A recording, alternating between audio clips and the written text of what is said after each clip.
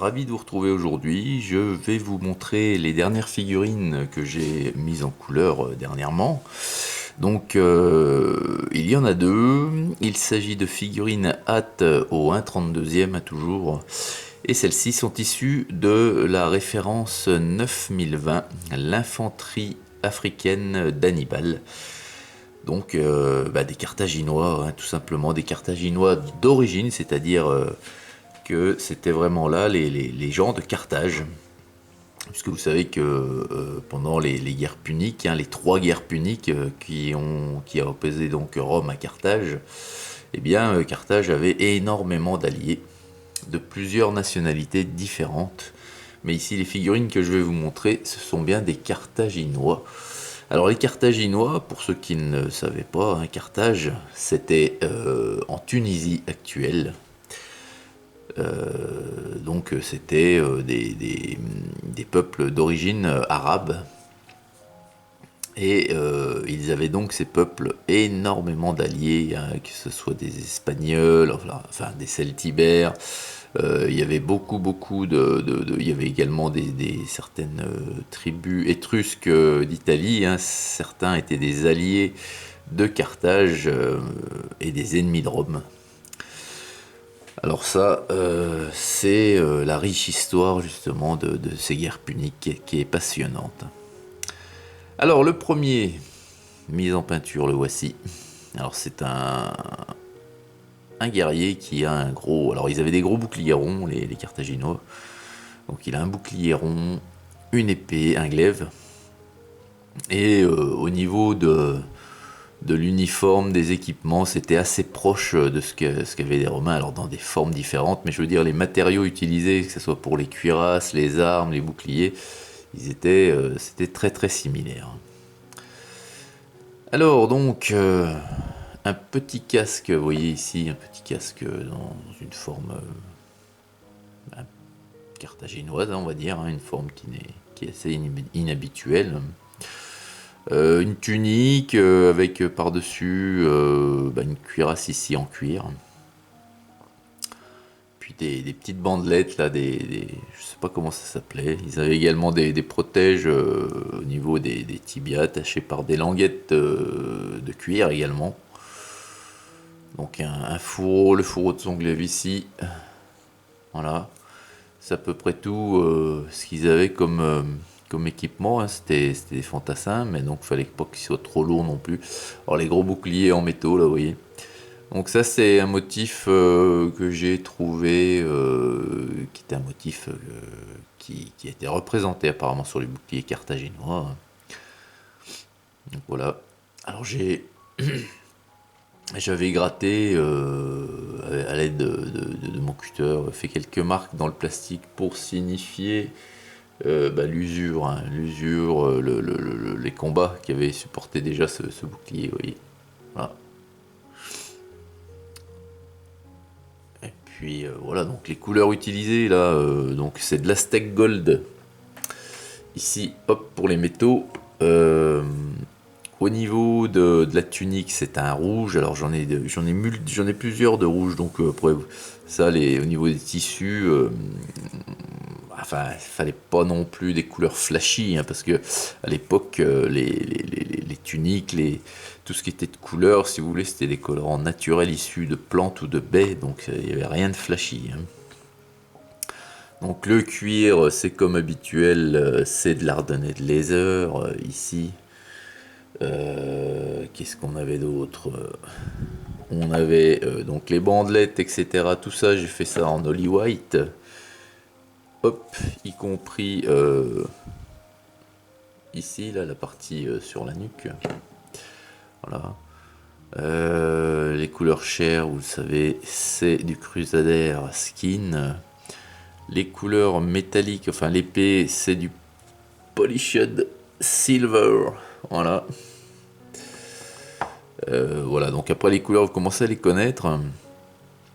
Ici, à noter que j'ai repris, quand c'est de l'Antiquité, j'aime bien que les figurines aient une patine parce que ça se battait quand même dans la poussière, voilà. C'était des pays, enfin surtout Carthage, quoi, des pays chauds, Alors donc, il y a des ancrages. Alors, je prends l'habitude maintenant sur les métaux.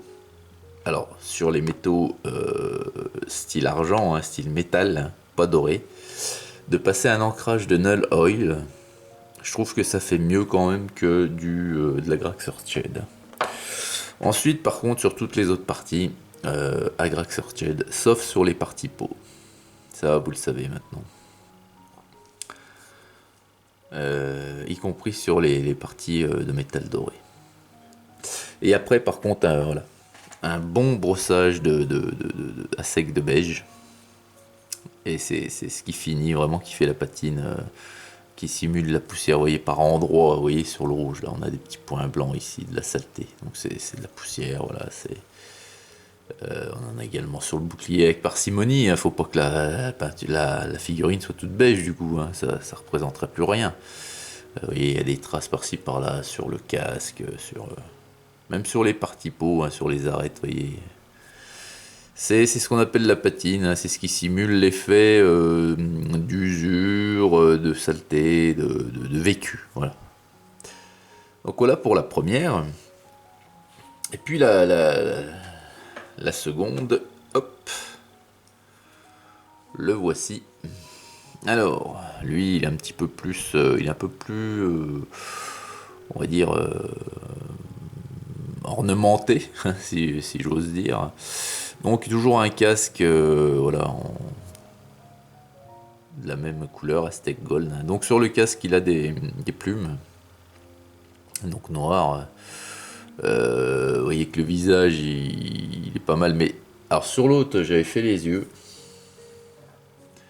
Vous voyez. Mais du coup, non, j'arrête parce que les yeux, ça, j'arrive pas à les faire. Voilà, j'arrive pas à les faire. Je suis pas content du résultat, donc je préfère, vous voyez, là, on les devine, on sait qu'ils sont là sous voilà, sous l'ombre de. Et je trouve que ça fait aussi bien. Donc il a une moustache, un petit bouc, enfin bouc, une barbe, mais qui est cachée par les bavettes du casque là sur le côté. Il est pas brun, lui, il est châtain, foncé. Voilà. Et puis, donc, il a une cuirasse en métal doré, donc peut-être en laiton, voilà, un alliage quoi quelconque, tout comme son bouclier. Hein.